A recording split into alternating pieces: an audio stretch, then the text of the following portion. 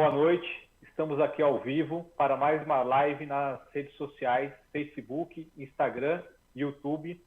Hoje vamos falar sobre a pandemia, o especial Coronavírus Covid-19 do Instituto Endovita. Teremos a participação especial do professor reitor do Centro Universitário de Saúde do ABC, coordenador do Centro de Contingência contra a Covid-19 do Estado de São Paulo, professor Davi Wipp. Convido o Dr. Eduardo Greco para fazer a apresentação e as considerações iniciais. Olá, boa noite a todos. Galvão, meu grande irmão, boa noite, Tiago. Pessoal todo, eu vou agradecer já de antemão a todas as pessoas que estão nos prestigiando, que estão aí nos assistindo. Hoje, pelo dia todo, conversei com vários amigos, jornalistas, as pessoas, os apresentadores de TV que sempre me recebem muito bem, Kátia Fonseca, Cláudia Tenório, Barão, pessoal da Band News. Hoje a gente teve uma participação especial lá no Bom Dia São Paulo, falando sobre coronavírus, sobre obesidade, e a gente tem essa feliz hoje participação do meu grande amigo, professor da Faculdade de Medicina do ABC. Hoje ele é o reitor do Centro Universitário de Saúde, lá no ABC, e foi meu professor, né? Me ensinou, infectologista, chefe de cadeira, me ensinou, e trabalhamos juntos, já foi ex-secretário de Saúde do Estado também, e daqui a pouquinho já vai entrar aqui para participar com a gente, já vai se posicionar para a gente poder atualizar. Galvão está aí também, né? Preparado, né, Galvão? Tudo pronto para sua participação, meu mestre? Preparando. Aí você manda. Não, então maravilha. Então todos sabem, o professor Dr. Davi Wipp está nesse momento, né, como responsável por todo o centro de contingência aqui do estado de São Paulo da doença da Covid-19, do coronavírus. E a gente acha isso fundamental, essa participação, para trazer uma palavra, nós que trabalhamos com alunos, residentes, nos hospitais, os médicos que trabalham com a gente, a população em geral que está nos acompanhando, todos os nossos pacientes. Então, a gente vai procurar aqui abordar a atualização dos fatos, as principais informações, pedir para falar um pouquinho também sobre esse tema que nós estamos diretamente trabalhando na mídia, que é a obesidade como uma grande comorbidade, né? Então, a obesidade foi classificada aí como um fator de risco pela Organização Mundial de Saúde. Então, acho que tudo isso vai nos ajudar a poder levar para as pessoas que estão em casa aí essa expectativa. O Tiago vai ter uns números também para apresentar, né, Tiago? Você está com os números já atualizados também? Sim, posso apresentar agora. Bom, hoje no Brasil nós temos 66.501 novos casos, com 4.543 óbitos e uma letalidade de 6,8%. A gente percebe ainda que há uma crescente no número de casos, mas também tem se aumentado muito a testagem e com isso o número de casos é esperado que suba e que num futuro breve a letalidade caia.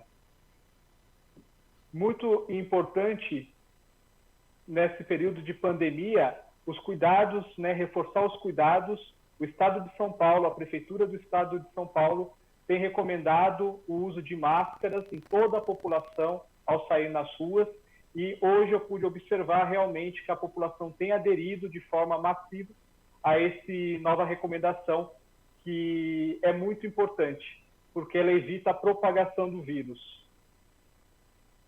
Eu acho importantíssimo mesmo essa posição que você está passando, né, Tiago? Então, acho que o principal fato é a gente, enquanto está mantida a situação da quarentena, as pessoas entenderem a importância, né, dessa situação do contágio.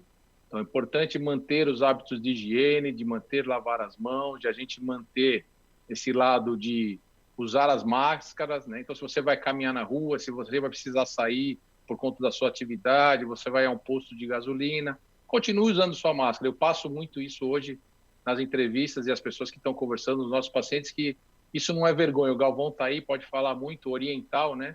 Então, o povo oriental, eles adotaram isso depois de acontecer uma virose lá no Japão, muito grave para eles, e é, na verdade, até um sinal de respeito que você tem com a outra pessoa que está do seu lado, porque você pode estar numa fase ainda de estar para transmitir ou ser o transmissor. Então, a gente viu vários posts aí, o pessoal explicando, né, os infectologistas, se as duas pessoas usarem máscaras, a gente vai para 1,5% de chance de contágio, ou seja, é o mínimo possível. Se você manter a distância e 2 pessoas usando a máscara, mesmo que seja essa máscara de pano, acho que isso também é importante, porque a máscara de pano, né, tem que ser utilizada na parte do convívio social, para que a gente tenha a máscara hospitalar, aquela máscara azul, ou a N95, que é aquela mais específica para quem está realmente, né, lidando diretamente ali, naquele momento com o paciente. Então, essas coisas são muito importantes para que as pessoas não se apavorem, não entrem numa situação de desespero, e toda a informação é para você gerar algo benéfico, né, para as pessoas. A gente vê o que a gente está conversando muito sobre obesidade, não é para criar mais um pânico, né, Galvão, né, Thiago? Professor? Boa noite. Boa noite. Tudo bem? Não, professor, o senhor está... Um prazer enorme ter a sua presença, o doutor Thiago, o doutor Manuel Galvão. Muitíssimo agradecido, viu, professor? Meu amigo, né? Meu professor lá no tempo da faculdade do ABC, agora nosso centro universitário, o senhor, nosso reitor. Já fiz a apresentação, o senhor como coordenador do Centro de Contingência da Covid do Estado de São Paulo, ex-secretário de Saúde de São Paulo. Então, esse espaço nosso aqui, todas as segundas-feiras, a gente está conversando com nossos alunos, com os nossos colegas médicos da faculdade, com os nossos pacientes. A gente trabalha muito com a obesidade, o senhor sabe do nosso trabalho com a obesidade, e nós gostaríamos hoje de ouvi-lo, né? O senhor passasse aí de uma forma, sei do seu tempo, o seu tempo é precioso e tem vários compromissos. Então, agradeço aí no momento aí que o senhor disponibiliza de passar uma atualização desse momento, o que o senhor gostaria de passar para o pessoal em casa, meu amigo. A palavra é sua. Primeiro, prazer imenso estar com vocês, especificamente com você, que é meu amigo de tantos anos, com uma participação brilhante na medicina, nossa querida Faculdade de Medicina do ABC, agora Centro Universitário. Primeiro, eu vou dar uma visão de hoje, né, referente aos dados de agora até 15 horas. Então, o Estado de São Paulo tem 1.825 mortes pelo novo coronavírus, 125 mais do que ontem, e 21.696 casos confirmados da doença. O dado de ontem nunca é muito interessante, de hoje, segunda-feira, não é muito bom, porque no final de semana o sistema epidemiológico tem um pouquinho mais de lentidão para inserir os dados. Então, infelizmente, eu acho que o número de mortes amanhã será maior do que o número de mortes de hoje, e com algumas características. Uma é a interiorização. Nós não temos dúvidas que está aumentando o número de casos do interior. O interior está de 2 a 3 semanas depois da área metropolitana de São Paulo por conta da quarentena. A quarentena segurou, uma menor dúvida, alterou, achatou curva, alterou o pico e postergou a entrada no interior de São Paulo. Eu ontem, conversando com o Ministério da Saúde, eles disseram que quem segurou a curva do Brasil até agora foi o Rio de Janeiro e São Paulo, os 2 estados que tomaram essas medidas de quarentena. Então, nós temos esse perfil e nós estamos trabalhando, esse centro de contingência, ele tem indivíduos extremamente gabaritados de 5 universidades. Né? Unicamp, a Unesp, a USP, São Paulo, Ribeirão Preto, a Unifesp e o Centro Universitário do ABC. Ontem, você conhece bem, passou a fazer parte do grupo Geraldo Rep, que é atual secretário da Saúde de São Bernardo do Campo, é presidente do COSEMES, de todos os secretários dos mais 645 municípios e professor também da Faculdade de Medicina do ABC. Então, é um grupo que tem uma alta qualificação acadêmica, uma grande vivência epidemiense e tem um perfil semelhante. Tem epidemiologistas, tem infectologistas, e nós estamos trabalhando com modelos. Tá? Então, nós temos toda a política de georreferenciamento, a eco-disseminação do vírus pelas estradas, aprendemos a fazer isso na febre amarela, dados epidemiológicos. Estamos trabalhando com o número de leitos em todo o estado, município por município, número de leitos de UTI, número de respiradores, por conta, para entender melhor essa pandemia e ver se a resposta está adequada. São Paulo tem uma resposta que eu acho que foi primordial, dia certo, medidas adequadas. E nós tivemos a opção de não fazer o fechamento total, diferente de países que foram obrigados. Entendendo, até porque nós temos depois alguns países, o que aconteceu primeiro na China, na sequência Irã, daí Europa, Itália, França, Espanha e Alemanha. Então, nós estamos trabalhando muito fortemente por conta que é uma decisão a tomar até o próximo dia 10. O governo do Estado tem um plano, é um plano muito bem feito, mas que vai dependerá deste grupo que eu coordeno. O governador tem reiteradamente dito que a decisão é científica. E nós estamos trabalhando com todos os dados possíveis e imagináveis em termos de ciência, para oferecer ao governador os dados mais adequados para ele tomar a decisão que ele acha competente. Nós estamos vendo os hospitais privados aqui com índice de ocupação muito baixo, certo. 40%, 50% dos hospitais, porque as cirurgias eletivas, no primeiro momento, elas acabaram sendo suspensas. Eu acho que nós estamos em outro momento e não tem muito sentido o que está acontecendo. Nós estamos vendo os infartos morrendo em casa, não vai para o hospital, sepse morrendo em casa. Entendeu? Uma coisa é o isolamento social, a outra coisa que não tem o menor sentido é o isolamento médico.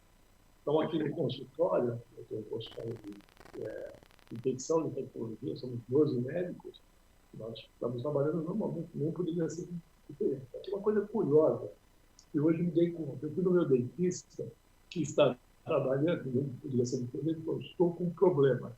Esse pessoal que trabalha com material parou. Então, você tem o dentista, mas não tem o... material adequado, né, professor?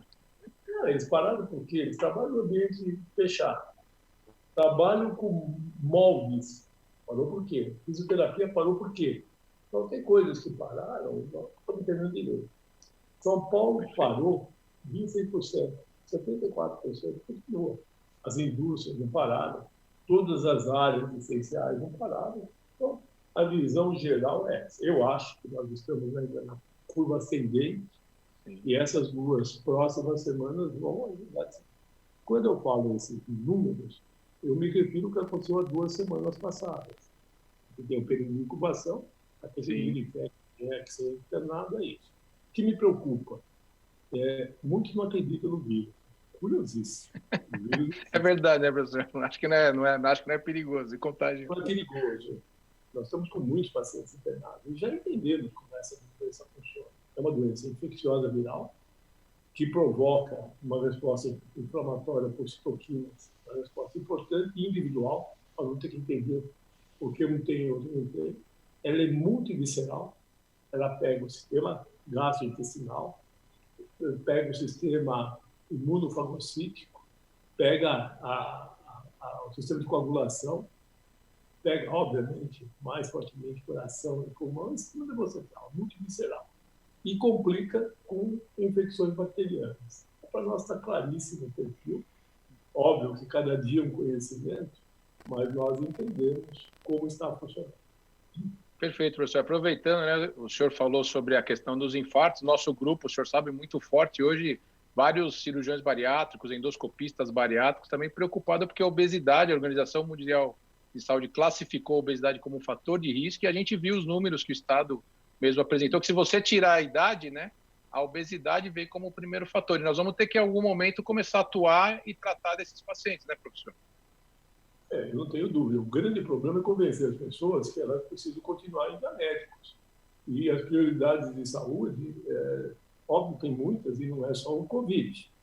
Sim. Então, os hospitais que eu atuo aqui em São Paulo estão claramente divididos. Né?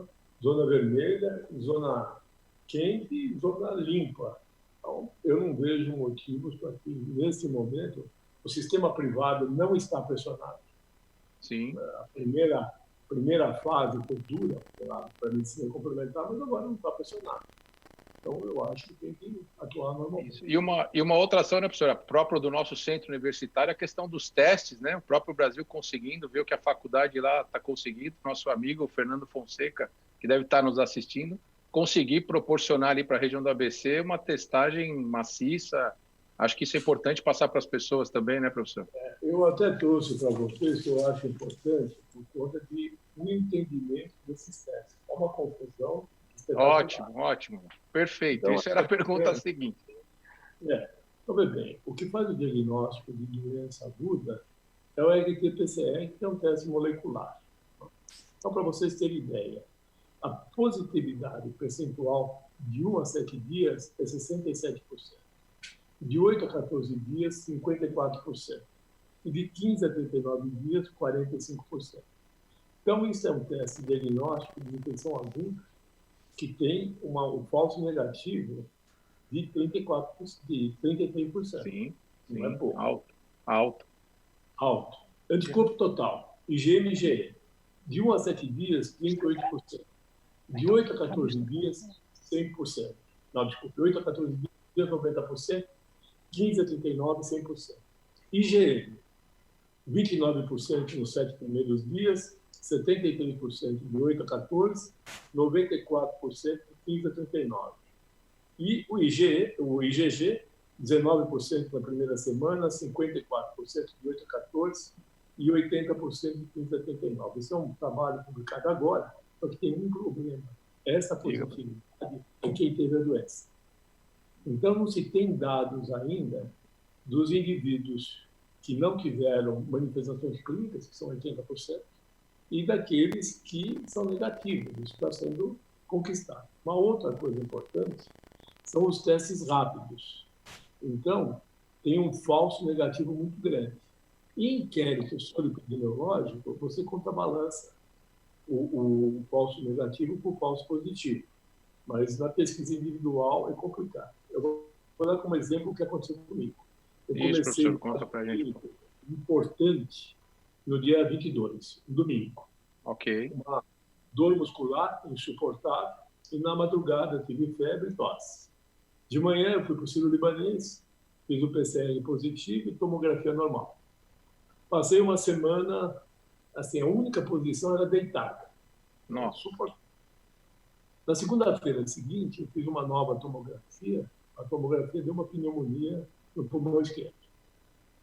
Fiquei em casa, deu para ficar, quem cuidava achava que dava e deu. E daí, no 16º dia, eu fiz a sorologia, IgM negativo e IgG positivo. E fiz vários testes para ajudar, testes rápidos. Os 3 que eu fiz, IgM e IgG negativos.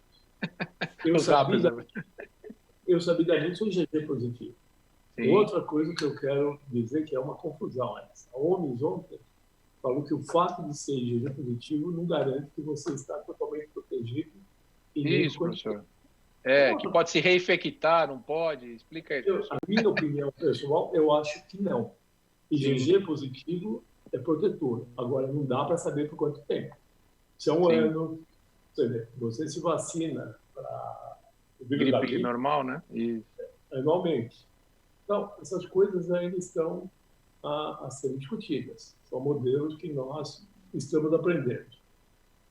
Professor, agradeço demais a participação. Eu sei que o senhor acho que tem um outro compromisso aí já na sequência, né? Eu não tenho ideia o que eu vou fazer agora. Eu tenho uma reunião com todos os médicos de clubes de futebol de primeira, segunda e terceira divisão. Nossa, professor. Bom, com a CBF acompanhando. Imagina, meu amigo. E era exatamente isso, viu, Davi?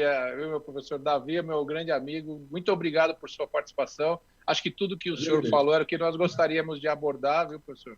Passou o recado da obesidade, passou dos testes, passou do estágio atual. Então, eu lá da faculdade ao seu lado, é um prazer imenso tê-lo aqui no nosso live aqui. Estamos no YouTube, estamos no Instagram, estamos no Facebook com jornalistas, amigos, com muita gente aí. Muito obrigado, viu, professor? Os professores da faculdade também que nos prestigiaram.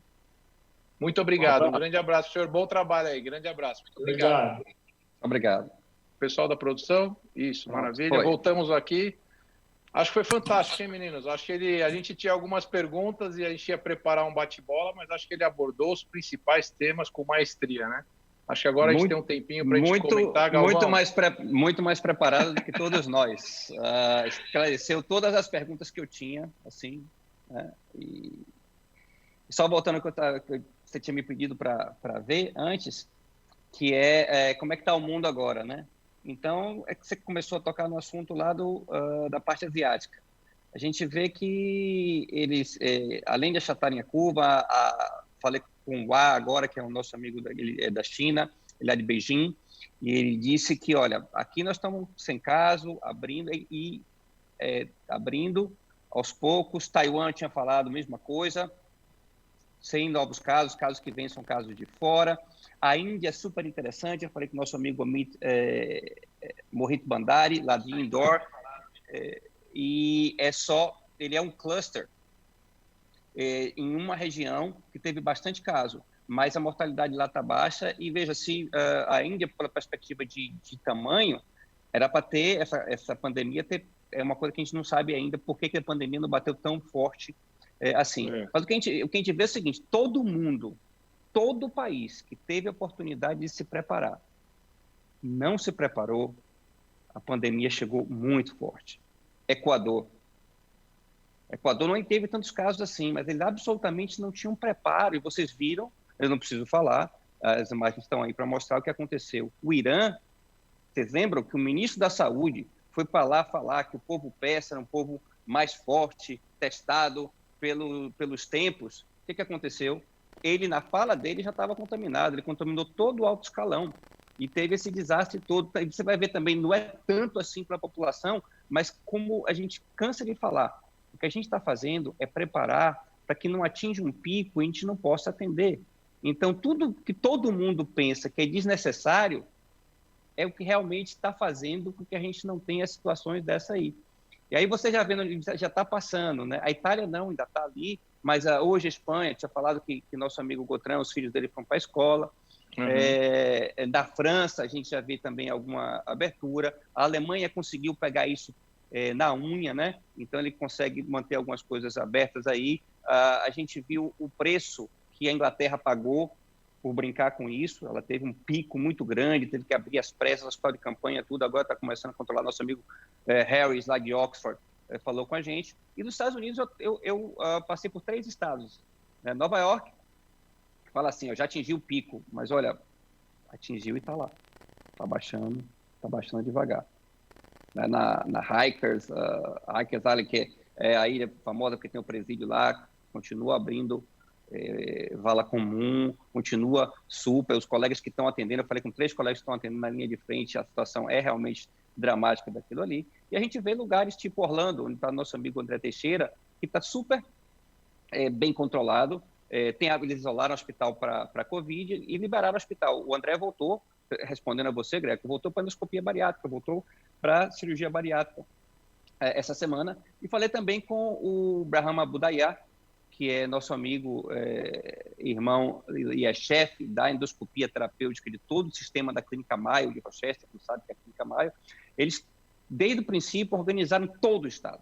Então, eles têm exatamente o que faz e o que é que não faz, trabalhando com todos os EPIs possíveis e imagináveis, mas não pararam, porque tiveram tempo para se preparar. Né? E o professor Davi explicou para a gente que o que a gente fez foi muito necessário para poder nos preparar para poder chegar e ouvir o que o governador vai ter para falar daquela lá para o dia 8, dia 10, isso aí. Acho que eu falei demais, mas pega daí. Tá? Não, isso aí.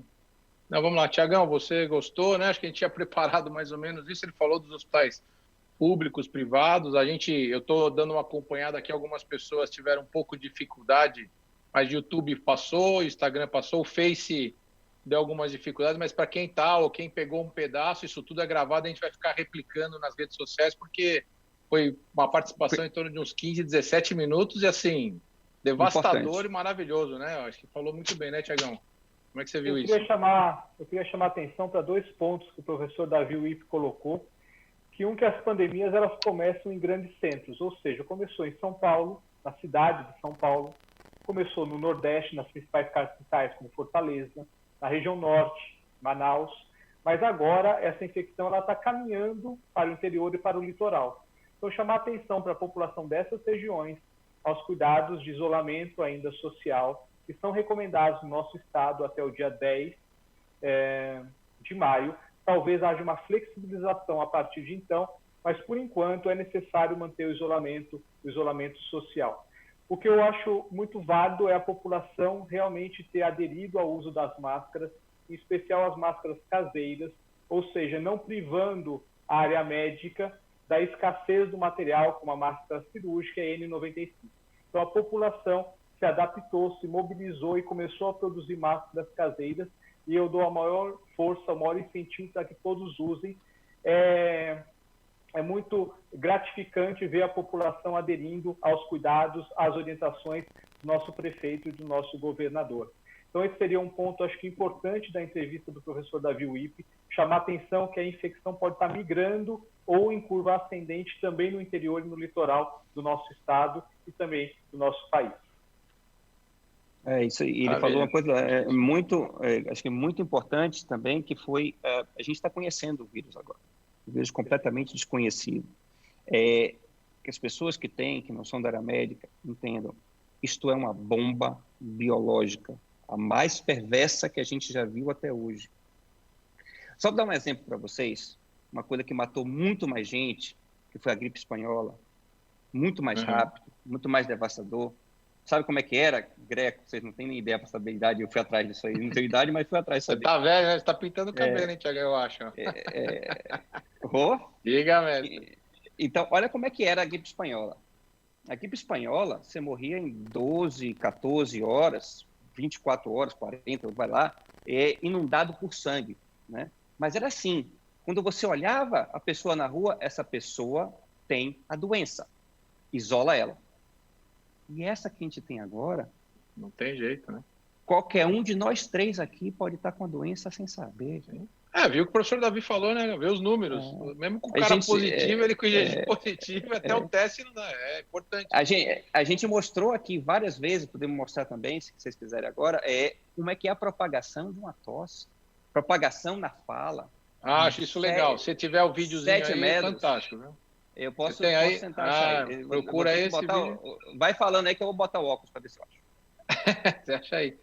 Hein, Thiago? Então, acho que foi muito importante, né? Acho que ele conseguiu posicionar para a gente a questão dos hospitais. Você viu que essa preocupação das clínicas e a parte médica, os hospitais já tendo espaço. O Thiago, a gente estava conversando aqui antes. E a gente vai fazer isso com responsabilidade, no local adequado, nos hospitais preparados, e a gente tem que atender o paciente e mostrar a situação que existe hoje, né, Thiago? Sim, a mobilização de todos os hospitais, de todas as clínicas, foi muito importante nessa fase inicial para a gente entender realmente o comportamento do vírus, da doença em si. A realidade é que muitos hospitais privados realmente estão com leitos que a gente diz ociosos, mas na verdade a gente não sabia, se reflete há 14 dias atrás o que está acontecendo hoje. Então talvez essa flexibilização a partir do dia 10 de maio seja possível para procedimentos eletivos e você continuar atendendo e tratando os pacientes com uma série de outras doenças e ocupando, sim, áreas específicas dos hospitais que não tenham contato, que não haja cruzamento com pacientes infectados ou com a suspeita forte da doença Covid-19. No estado de São Paulo e no Brasil todo, houve a criação de uma série de hospitais que a gente chama de hospitais de campanha.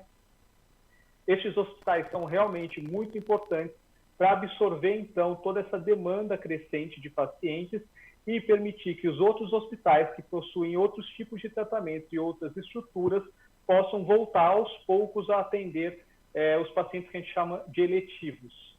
Uma outra situação importante que eu gostaria da sua consideração é referente ao atendimento de crianças. A gente sabe que nos hospitais de campanha eles são destinados ao público adulto, mas sim houve uma mobilização em diversos hospitais infantis de São Paulo de se prepararem para atender as crianças. A gente sabe que o número e a gravidade nas crianças não é tão importante, mas sim, os leitos, de uma certa forma, sempre estão ocupados. Você sempre há uma maior demanda e um menor número de leitos para crianças, em especial em UTI. Então, como as cidades estão se preparando para atender as crianças, doutor Eduardo? Eu acho que isso é uma posição importante, né? E a gente identifica que como o número é reduzido, mas assim, o que eu vejo nos hospitais particulares que a gente trabalha, né, Thiago, que a gente atua, e mesmo nos hospitais públicos da faculdade, existe uma ala infantil. Até o que a gente vê no momento, o número realmente é muito pequeno, a gente não vê um quadro de se informar que houve uma criança com quadro severo, uma criança na UTI, com isso, onde a gente está atuando, mas eu acredito que estão preparados da mesma maneira e vão utilizar os leitos necessários, e aí vai ser importante a questão do isolamento, né? De saber dividir os profissionais, as crianças, para que, de repente, a gente não tenha uma possível aí, né, um aumento no número de crianças por uma questão da contaminação. Conseguiu achar aí, mestre? Aqui, deixa eu compartilhar minha tela aqui. Compartilha aí para a gente. Tá aqui, o óculos que a idade chega. Então, vamos lá. Daí, eu vou passar o vídeo agora, para vocês terem ideia. Esse vídeo, ele foi do JAMA, Journal of American Medical Association. Então, só para vocês terem uma ideia, vocês vão ver agora, isso é 50 centímetros. Esses são os droplets, esse é o que cai no chão. Então, de 20 centímetros quando o paciente tosse ou espirra disso aí.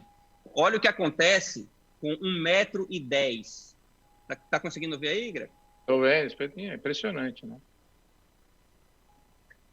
E para quem pensa que está protegido pelo que não está vendo, né? Olha o que acontece. 7 a 8 metros, essa concentração, que às vezes você está correndo, você está passando, uma zona que não tem muita aeração, você passa por ela. Por isso que a máscara, ela na realidade é tão importante. Então, deixa eu parar de compartilhar aqui, e a gente pode voltar para o bate-papo. Ok. Sim. Então, acho que é isso, né, Tiagão? Acho que foi essa grande intenção, né, de trazer a palavra. O professor Dr. Davi Wippe é um grande amigo, realmente, foi meu professor na faculdade, que nem a gente já comentou no início. Né, hoje está aí responsável pelo centro de contingência da Covid do estado de São Paulo, é o reitor do nosso centro universitário, sempre apoiou as nossas ações em relação à obesidade, né? Então, a gente tem as nossas ações na obesidade, junto com a Prefeitura de São Caetano do Sul, que também nos apoia no tratamento endoscópico da obesidade, nos cursos, nos treinamentos. Então, acho que a participação dele, as pessoas que tiveram algum tipo de dificuldade, a gente fica aqui no backstage, mas ele tira algumas dificuldades, talvez o acesso, o Instagram funcionou legalzinho, show de bola, o YouTube foi super bem, o Facebook deu algumas travadas no vídeo, a gente vai tentar identificar, mas o importante é que a gente tem isso gravado. Acho que isso é um material que vai replicar. Quem não pegou tudo, foram 15 minutos de uma conversa que dá para a gente editar e fazer uma coisa bem concisa para a gente replicar, porque eu acho que a participação do professor nesse momento para a gente, desse bate-papo muito descontraído, tocou todos os assuntos que nós gostaríamos de perguntar. E mais que tudo, Greco, ele deu um depoimento pessoal, né? Ele falou exatamente dele. Isso foi importante, porque a gente, com o personagem, a gente consegue, assimila melhor, a gente guarda mais a mensagem. E nós deixamos muito à vontade para não criar uma situação de, vai querer o lado pessoal. Você viu que nós deixamos ele totalmente, a gente passou uma pauta de que era para ele falar à vontade e o que era importante para a nossa classe de médicos, para os nossos alunos, para os nossos pacientes e para as pessoas da nossa família, da nossa convivência. Então, eu acho que a gente tem que aproveitar muito bem esse material e divulgar nossas mídias e todos. Eu agradeço novamente, né, a .com, aí a Ponto Comunicação, que nos ajuda, nos dá esse suporte. Tiago, Galvão, muito obrigado. Guto, um abraço. Tiagão, só finaliza aí, mestre. Agradecer a participação de todos, em especial do professor Davi Wippe, dizer que estão bastante felizes com a sua plena recuperação e poder reassumir o centro de contingência do estado de São Paulo, o centro universitário do ABC. A contribuição dele, sem dúvida, ela foi fantástica para todos os nossos pacientes, para todos os nossos seguidores e também pessoalmente para nós, entender como a doença pode se comportar. Agradecer ao Dr. Eduardo Grego, Dr. Manuel Galvão, e dizer que segunda que vem estamos aqui novamente no especial Instituto Endovita Coronavírus Covid-19. Boa noite a todos, muito obrigado.